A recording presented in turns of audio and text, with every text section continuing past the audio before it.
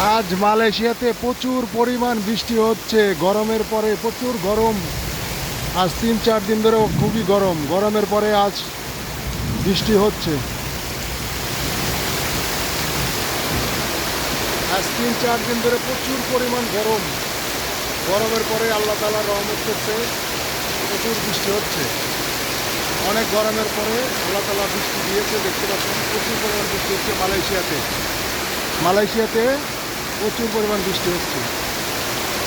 আজ 2-3 দিন ধরে প্রচুর পরিমাণ গরম। গরমের পরে দেখতে পাচ্ছেন বৃষ্টি।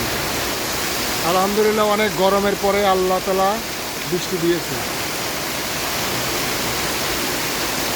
বাংলাদেশে এখন শীতকাল, প্রচুর পরিমাণ শীত, আর মালয়েশিয়াতে গরম।